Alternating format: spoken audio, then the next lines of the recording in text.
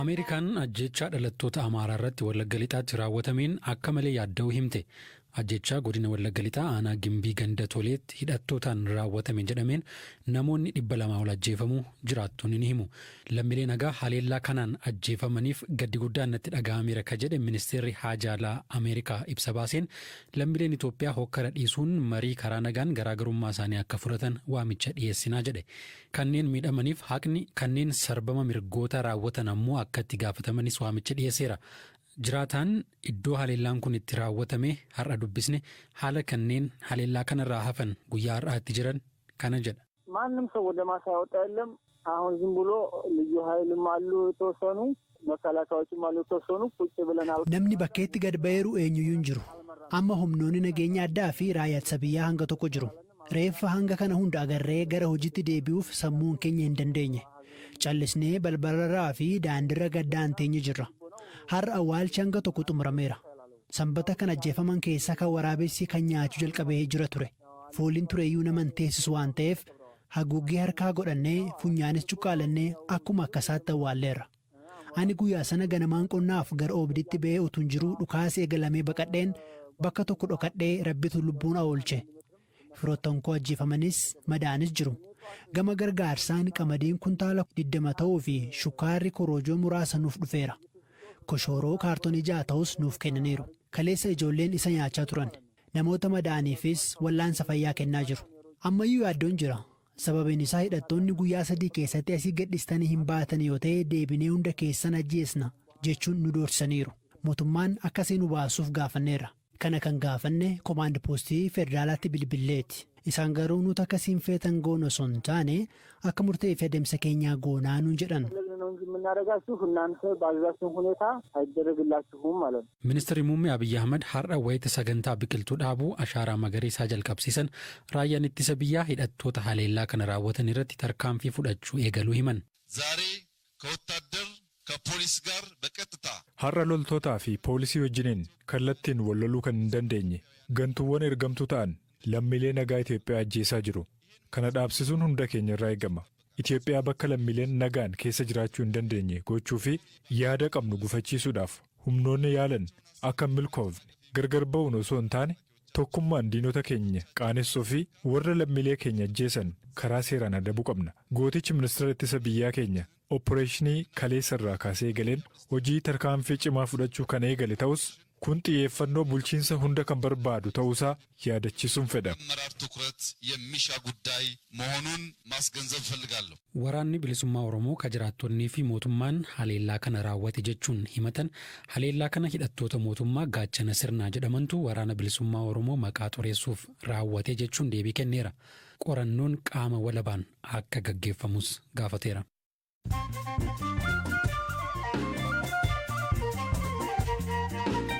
raadiyoo BBC Afaan Oromoo dhaggeeffataa jirtu gidduutti oduu gaggabaaboo. Itoophiyaan waggaa 4 dura karoora ashaaraa magariisaa jedhuun biqiltuu biliyoona 20 dhaabuuf karoorsite bara kana xumurti. Sagantaa baranaan biyyattiin biqiltuu biliyoona 6 dhaabuuf kan karoorfatte yoo ta'u sagantaan kunis guyyaa har'aa ministeerri muummee Abiyyi Ahmad biqiltuu dhaabuun eegalsiisaniiru. Sagantaa marsaa 4ffaa kun magaalaa Finfinnee wiirtuu biqiltootaa Gullalleetti eegalame. Keeniyaatti hospitaalli biyyaalessaa Keeniyaataa lakkoofsi namoota kalee isaanii gurguruuf gaaffii dhiyeessanii daran akka baay'ate ibse. Hospitaalichi marsaalee hawaasaa irratti kalee kootiif meeqanaaf kaffaltu gaaffiin jedhu hedduun karaa keessaa akka barraa'uuf hime. Hospitaalichi kutaan qaamaa tola kan arjoobamu malee gurguruun orkaa fi yakka akka ta'e ibseera. Pireezidantiin Yuukireen Volodimir Zelenskiin haasaa wixata hogganoota gamtaa Afrikaaf taasisaniin Afrikaan sababa waraana Yuukireeniin ugguramtee jirti jedhan.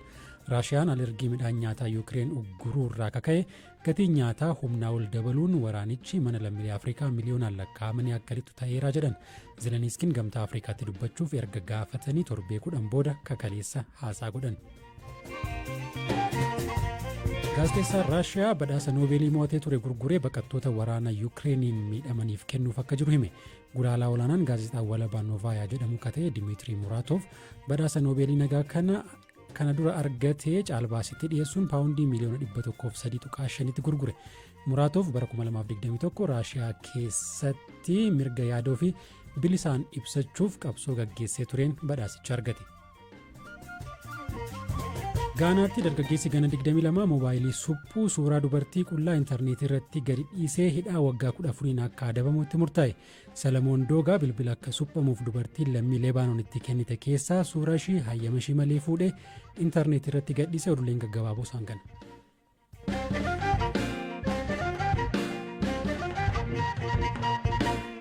Gabaasa taanuun Itoophiyaa keessatti qaamolee mootummaa fi humnoota hidhataniin namoota murtee seeraa malee ajjeesuun heddummataa dhufeera. Ofii ajjeechaa murtee seeraa malee yookiin extrajudicial killing ka jedhamu maali? Seerri Itoophiyaa dhimma kanarratti maal jedha? Hirphaa Gammachuu ogeessa seeraa Abdii Gurmeessaa dubbiseera. Extrajudicial killing kan jennu kun yookaan otoo mana murtiitti hin dhiyeessin yookaan adeemsa seeraa isaa ta'uun eegiin mirga namni tokko lubbuun jiraachuu qabu dhabamsiisuu jechuun mirga lubbuun jiraachuu wajjin kallattiidhaan kan wal qabatuu fi mirgi lubbuun jiraachuu kun immoo dhalli namaa qabu nama ta'uu isaatiin qofa yookaan heerri seerri yookaan mootummaan kan hin kennine garuu kan beekamtii qofa kan kennu mirga dhala namaa yookaan human rights jennu kana keessatti ilaalamaa jechuudha. Mirgoota namoomaa kan jennu hedduu yoo ta'an iyyuu achi keessaa mirgi lubbuun jiraachuu isa bu'uuraa fi isa tokkodha jechuu ni dandeenya. Mirgi lubbuun jiraachuu kun yookaan the right to life kan jennu kun jalqaba sadarkaa idil addunyaatti beekamtii kan argate namni kamiyyuu mirga lubbuun jiraachuu akka qabu kaa'amee jira. Itoophiyaan heera federaalaa yoo ilaalle keewwata 15 jalatti namni kamiyyuu mirga lubbuun jiraachuu akka qabu. Mirgi kun immoo kan irraa mulqamu ulaagaan lama wal faana yoo guutedha jechuudha. Ulaagaa tokkoffaan yakka cimaa yoo raawwate yookaan immoo serious crimes kan jennu kun yoo raawwatamadha. Ulaagaa lammaffaan wajjin ilaalamuu qabu adeemsa seeraa eeggatee inni kun yakka seriousidha yookaan yakka cimaadha jedhee tumuu qaba ifatti. Isaan kun lamaan wal faana yoo guutaman mirgi lubbuun jiraachuusaa irraa ka'aa jechuudha. Mirgi lubbuun jiraachuu nama tokko fakkeenyaaf akka seera keenyaatti adabbii du'aa jedhameetu kan inni beekamu. Inniyyuu pirezidentiin biyyatti yoo irratti mallatteesse ni raawwatama jechuudha. Kana keessa hin dabarre ta'ee fakkeenyaaf yakka inni raawwate kan inni ittiin himatame sun yakka adabbii du'aatiin kan adabsiisne yoo ta'e yookaan immoo mana murtiitti hin dhiyaatiin yoo ta'e yookaan immoo wantoota kana ala warra jiran hundisaa extrajudicial killing jenna jechuudha. Extrajudicial killing jechuudha akkuma maqaa isaarraa ibsutti kan seerarra hin jiru yookaan kan aangoo abbaa seerummaa asitti kan ilaalamuu qabu adabbii wajjinis waliin qabatu adeemsa mana murtii keessatti ilaalamne yakka inni raawwate jedhame sunis kanadhamu kan jiru karaa mana murtii ture kan ilaalamuu qabu kan ala kan jiru extrajudicial killing jennee gabaabsine. Wanni kun irra deddeebi'eetu iddoo adda addaatti raawwatama. Hanqina gama seeraatiin jiruudha jennee kaasuu dandeenya. Rakkoo seeraa irratti fakkaatu. Seerichi gahaadha natti fakkaata. Heeris waan kana irratti qaawwa guddaa uume sababa qaawwa kanaatiin yakkoonni uumama raawwatamu jedheen hin tilmaamu gama kootiin. Garuu raawwii seeraa irratti rakkoon jira. Raawwii seeraa, raawwii heeraa, raawwii kana irratti rakkoon jira. Seerri cabee gaafatamummaa mirkaneessuu irratti rakkoon baay'een ni mul'ata. Ammaaf garuu rakkoo seeraa ta'uu hin taane rakkoo qabatamaa.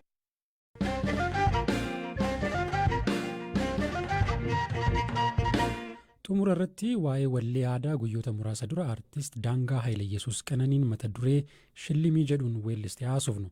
Shillimii bareeda durbaa iyyee xorumbaan goshoo godayyaan fidinii bassii dhaayadhu nyaapha dhaqanii hin galanii garaa hidhadhu.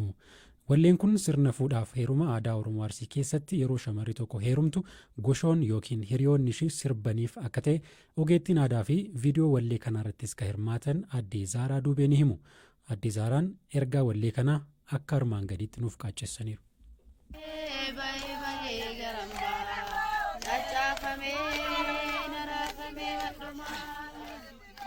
Aadaan kun yeroo shamarri Arsii takka kadhatamtee fi ayyaanni xumurame guyyaa gaa'elaa shamarrantu sirbaa shamarran sirbitu gara nyaattee marareedhaaf waliin sirbanii achi keessatti fi jajuu qaba.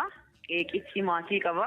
Qeeqichi jaarsa kadhaadhaaf dhaqee qaba. Qeeqichi warra maatii mucattii fuudhee kabaru achitti yoo isiin dhaqxeetiin jette maqaa eeggatee sadaa yookaan immoo gurra maatii isii kabaja isa eeggatee akkasii horatu agarsiisu erga akkasii of keessaa qaba. Amma daangaan taphatte kun mata dureen isaa shillimmiin maqaa jaalalaa yookaan goshoon takka walii baastee jechuu ta'u sirba tartaarii jalatti yeroo intalti takka shamarri takka heerumtu shamarran hiriyyoota isii taate ta waliin dur horii tiksitu ta waliin midhaan daaktu ta waliin qoraan cabsitu bishaan waraabdu baay'ee jaalala waliin qabdu garee tokkoon taphataa turaniif dur dur waliin sirbaa turan addaan lixuu isaanii guyyaa gaafasanii ergaa sirriitti isinuu akkuma dhageettan kunoo dura qarree turte goodayyaa jechuun mataa ol dhaabatu ka shillimmiin goodayyaa ka jedhamu isa gaafa heerumtu sana ammoo shillimmii bareeda durbaa iyyee xurumbaan goshoo goodayyaa mariinii bassii dhayadhu nyaapha dhaqanii galanii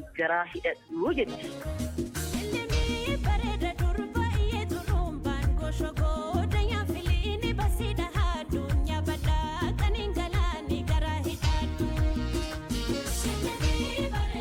Kana jechuun shamarri arsii takka goodayyaa akka shillimmiin mataa ufamutti dhaattee ol jedhee jira miti akka tabba fakkaatu. Inni tabba fakkaatu sun gaafa gaa'elaa bantii bakka lamatti gadi baqaffameeti. Sanii booda ammoo dhadhaa dibanii fi dhadhaa urgaa garaagaraatiin dibanii fi bantii taate. Bantii ta'uu jechaan akka aadaa arsiititti ta bantii baqaffattee, ta bitaa abbaa warraa teettee, ta seera fixattee, ta badaa galgala, ta rakkoo ganamaa jedhee yoo dhaamatullee dhaamannoo keessatti dhaamatan. Kanaaf amma goodayyaan sun gaafa san baqaqaa jechaadha. Gaafa heerumtu san baqassanii fi seenii nyaapha dhaqanii galanii garaa hidhadhu akkuma jetti mana nyaaphaa eegamutti gardabeetti akka taatu cimtuu taate mana sii bulfachuu akka qabdu sanii fuun ammoo akkuma ergaa irraallee hubattaniitiin jettan mararee kallattii adda addaatiin hiriyyummaadhaan waliin dabarsan ta'uun lamuu walitti deebi'uu akka hin dandeenye abbaan illee garaa nyaachuu diddeenii uduma isiin hin gayinii uduma isiin wanna hin jedhin akka heerumsiisaa jiru jaarsi gidduu lamaan deemeetiin jedhee akka kadhatee isiin akka heerumtu gochuun sun ammoo sirrii akka hin taane ta'a kee maqaan daraarii dubbataa jidduu lamaanii abboo kasaarii jette. Kana wanti jetteefi situ kadhateetiin milkaa'ee akka heerumtu taasise osoo gaafanii kadhannaan kan keessuun si milkaa'uu baatee ati kasaarteeti silaa hiriyyaa kiyya taatee na waliin turti ture silaa waliin dabarsina ture silaa waliin shirgoona ture.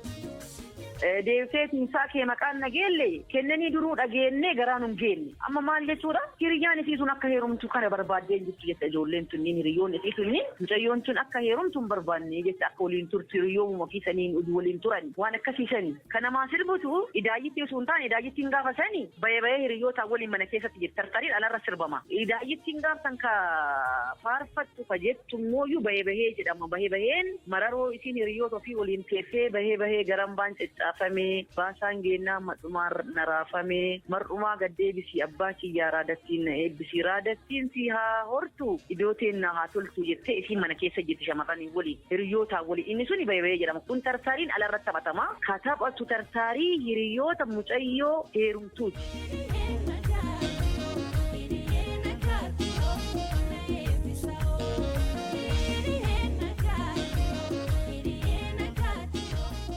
Kabajamtoota dhaggeeffattoota keenya sagantaan galgala kanaaf qopheeffanne kanuma bor sagantaa wal fakkaataa walitti deebina har'aaf sirba daangaa kanatti sin dhiisna horaa bulaa.